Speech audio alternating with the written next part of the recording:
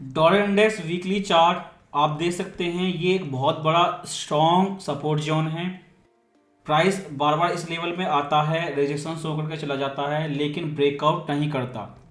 अभी भी इस रेंज के अंदर है, लेकिन रेंज ब्रेकआउट नहीं हुई है। अगर आने वाले समय में स्ट्रॉन्ग डॉलर आता है तो इस रेंज का अपर एरिया 106 रिटेस्ट हो सकता है। अगर डी डॉलराइजेशन ब्रिक्स प्रोपेगेंडा को देखें, चाइना डॉलर डंप करता है, गोल्ड बाय करता है। ये चीज़ 2 साल पहले शुरू हुई थी, जब डॉलर स्ट्रांग था और पुअर कंट्री को 1 बाई 1 किल कर रहा था, कंट्रियाँ बैंकरप्ट हो रही थी, डॉलर स्ट्रांग था। लेकिन 2 साल पूरे हुए नहीं हैं, चाइना मई के महीने में ही गोल्ड बाइंग स्टॉप कर चुका है और उनकी प्रिंटिंग प्रेस स्टार्ट हो चुकी है। उन्होंने मनी प्रिंट करना स्टार्ट कर दिया है, क्योंकि उनके यहाँ जापान जैसी डिफ्लेशन है। और मनी प्रिंटिंग जो स्टिमुलस पिछले हफ्ते अनाउंस हुए, उससे ये चीज़ तो कंफर्म होगी कि चाइना पूरी तरह पैनिक है डिफ्लेशन को लेके। सो पिछले हफ्ते की न्यूज़ के बाद, क्योंकि मई के महीने से ये गोल्ड बाय नहीं कर रहे और मनी प्रिंटिंग करना भी स्टार्ट कर दिया, ये सब देख के ये नहीं लगता कि चाइना यूएस डॉलर को रिजर्व करेंसी के रूप में बदल देगा, क्योंकि सेम चीज़ यूएसए कर रहा है, सेम चीज़ चाइना कर रहा है। उस कंडीशन में अगर कंपेयर करेंगे तो डॉलर ही जीतेगा, यही रिजर्व करेंसी रहेगा। अगर स्ट्रॉन्ग डॉलर की वजह से ये सेंट्रल बैंक बाय कर रहे थे गोल्ड को, तो 2 साल से डॉलर वीक है, डाउन है। China already gold buying stop कर चुका है।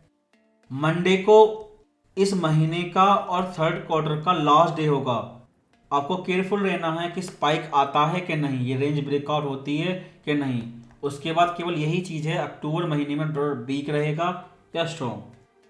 लेकिन टेक्निकली जब तक ये सपोर्ट जोन ब्रेकआउट नहीं हो जाता, बुलिश बायस की पॉसिबिलिटी है। और ज़्यादा क्लियरिटी के लिए अगर वीकली से डायरेक्ट H4 चार्ट पर जाएं डॉलर इंडेक्स, तो यहाँ पर ये एंडिंग डायगोनल चार्ट पैटर्न है। अपर और लोअर ट्रेंड लाइन बार-बार रिटेस्ट हो रही हैं। और जब ये चार्ट पैटर्न अपडेट किया था कोर पीसी के समय फ्राइडे को, आप देख सकते हैं 3 H4 कैंडलस्टिक हैं, बड़ा पिन बार है, लेकिन ट्रेंड लाइन ब्रेकआउट नहीं हुई। रिटेस्ट हुआ, इंस्टेंट रिजेक्शन और ट्रेंड लाइन के ऊपर क्लोजिंग है। अगर चार्ट पैटर्न को देखें, अगर रिटेस्ट होगी लोअर ट्रेंड लाइन तो आप बाय करेंगे, और अपर ट्रेंड लाइन के ब्रेकआउट होने पर ट्रेंड रिवर्सल कंफर्म हो जाएगा।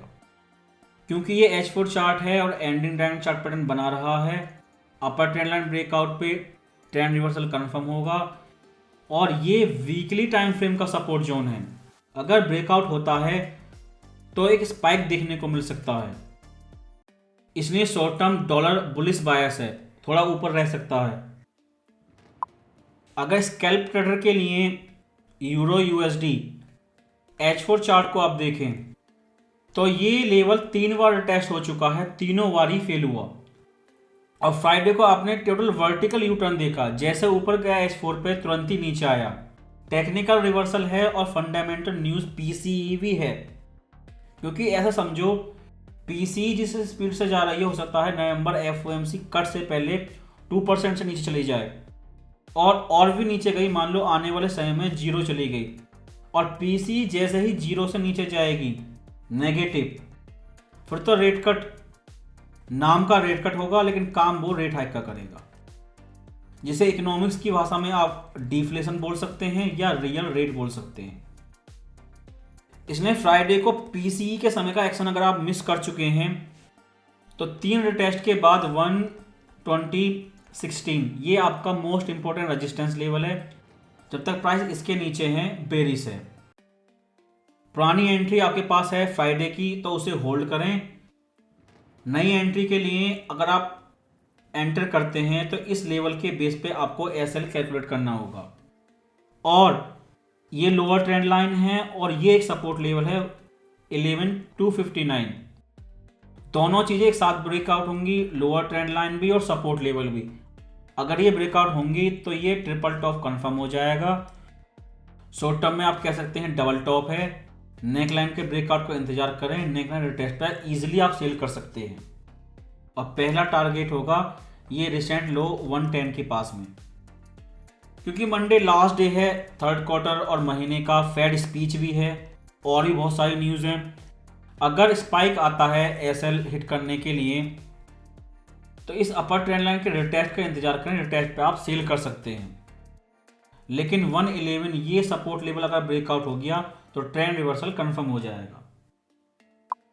सेम यही चीज़ फ्राइडे को अपडेट करी थी जीपीयूएसडी के बारे में।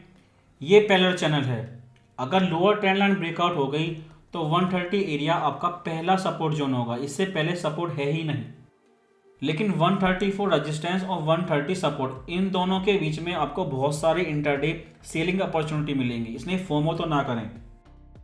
और बिगिनर स्कैल्पर के लिए आपके पास क्लियर रेजिस्टेंस हो गया, सपोर्ट हो गया। इस पैरेलल चैनल को और क्लियरिटी से देखें। 134 297 बिग स्टैटिक रेजिस्टेंस है, 3 बार रिटेस्ट हो चुका है। ब्रेकआउट होता है तो ट्रिपल टॉप कंफर्म हो जाएगा। अगर स्पाइक करता है एक बार और ऊपर जाता है तो नया इंटरडे हाई बनने पे आप सेल कर सकते हैं, क्योंकि ये ट्रायंगल चार्ट पैटर्न भी हो सकता है। लेकिन एक बार लोअर ट्रेंड लाइन ब्रेकआउट हो गई तो ट्रेंड रिवर्सल कंफर्म हो जाएगा और रिटेस्ट पे आप सेल कर सकते हैं। लेकिन 134 297 बिग रेजिस्टेंस है, इसके बेस पे आप सेल कर सकते हैं। जिस तरह गोल्ड को देखकर सब कहते हैं बहुत ज़्यादा ओवर एक्सटेंडेड है हायर टाइम फ्रेम पर, उसी तरह करेंसी में जीपीयूएसडी ओवर एक्सटेंडेड लगता है। अगर क्लियर टेक्निकल ट्रेडिंग के लिए बिगिनर ट्रेडर के लिए एक और पेयर देखें USD CAD daily time frame, तो 136 स्ट्रॉन्ग रेजिस्टेंस लेवल है। ब्रेकआउट हुआ, रिटेस्ट करके नया इंट्राडे लो बनाया, लेकिन ये लो ब्रेक नहीं हुआ, टेस्ट करके फिर से ऊपर है। अगर ये डबल बॉटम है तो नेकलाइन 136 जो पहले से ही सुपर स्ट्रॉन्ग रेजिस्टेंस लेवल है इंट्राडे के लिए, इसके ब्रेकआउट का इंतजार करें। अगर ये ब्रेकआउट हो गया तो डबल बॉटम सारे स्टेप कंप्लीट हो जाएंगे और नेक लाइन के रिटेस्ट पे आप बुलिश बायस के साथ ट्रेड करेंगे और मिनिमम टारगेट रखेंगे 139, क्योंकि अगर उससे पहले आप बाय करते हैं, क्योंकि हमारे dollar index short term bullish bias है, तो उस कंडीशन में 136 स्ट्रॉन्ग रेजिस्टेंस है, मल्टीपल टाइम रिटेस्ट हुआ है, ये भी ब्रेकआउट नहीं हुआ, आप ब्रेकआउट से पहले बाय करेंगे तो आपको 134 पे एसएल करना होगा। लेकिन ब्रेकआउट हो गया तो डबल बॉटम कंफर्म हो जाएगा और रिटेस्ट पे इजीली बाय कर सकते हैं। लेकिन इस पेयर पे आपके पास clear support and resistance level हैं, क्लियर टेक्निकल सेटअप है, सारी न्यूज़ इग्नोर करके इजीली आप ट्रेड कर सकते हैं। अगर सिल्वर वीकली टाइम फ्रेम को देखें, impulsive wave W, triangle chart pattern correction X, impulsive wave Y, 38% projection था, 3171, पिछले हफ्ते फिर से रिटेस्ट हुआ और इसके ऊपर फिर से रिजेक्शन शो हुआ। आप देख सकते हैं मल्टीपल कैंडलस्टिक इस लेवल के पास में आती हैं लेकिन रिजेक्शन शो करके चली जाती हैं, क्योंकि टॉप टू बॉटम ये ट्रेंड कंप्लीट हो चुका है और टारगेट यही है 3171। यूएस ऑयल डेली चार्ट को देखें, बिग रेजिस्टेंस था 72, 3 बार पहले सपोर्ट के रूप में रिटेस्ट हुआ, ब्रेकआउट करने के बाद फिर से रेजिस्टेंस के रूप में रिटेस्ट हुआ और फिर नीचे गया। टेक्निकली ऑयल डाउन ट्रेंड में है, जितना चाहे ये लोग डिले कर लें लेकिन रिसेशन तो एक दिन आएगी ही और इलेक्शन के बाद रिसेशन रोकने के लिए कोई कारण नहीं होगा और ये ग्लोबल रिसेशन होगी, इसलिए ऑयल की डिमांड कम होगी।